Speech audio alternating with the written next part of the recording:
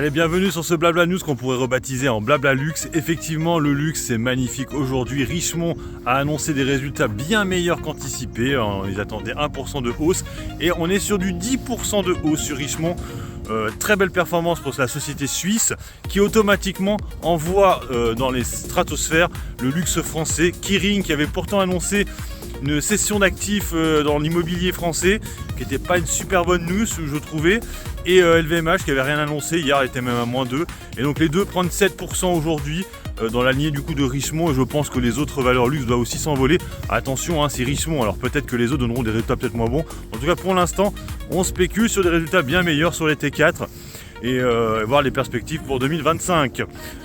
Niveau du luxe aussi, il y en a une autre qui a donné ses résultats, c'est vous savez, les bateaux Bali, un Katana Group, et là par contre c'était pas beau, pas beau du tout.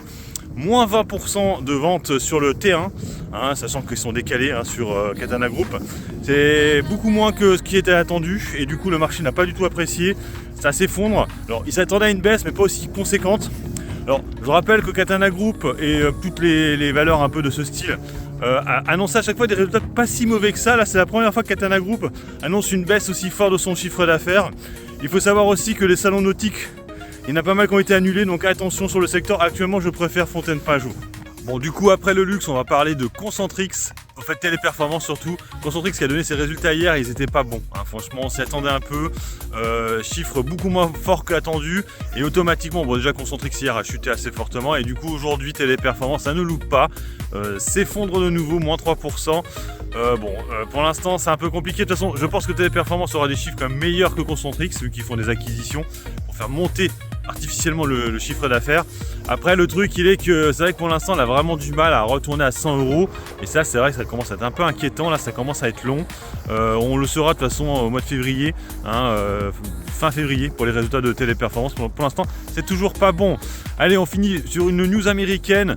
Vous savez le fonds qui jouait les VAD là, sur certains dossiers, dont Super Microcomputer, Nicolas aussi à une époque, Hindenburg, un truc comme ça, Hindenburg, voilà.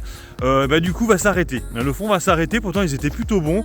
Alors est-ce que c'est l'arrivée de Trump qui fait ça? J'en sais rien, mais ils décident d'arrêter leur activité, d'activisme on pourrait dire, de jouer les dossiers d'annoncer en fait les dossiers qui posent problème, et ils étaient très bons, ils étaient très bons. Alors du coup est-ce que c'est une bonne nouvelle pour Super Microcomputer?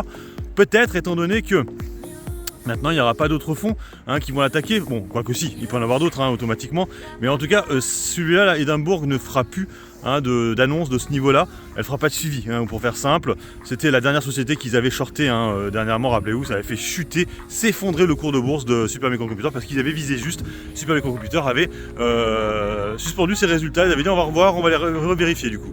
Donc bref, c'est la fin de ce fonds, gros fonds américain de vendeurs à découvert. Allez, sur ce, moi je vous laisse, bon investissement, bon trade, ciao ciao.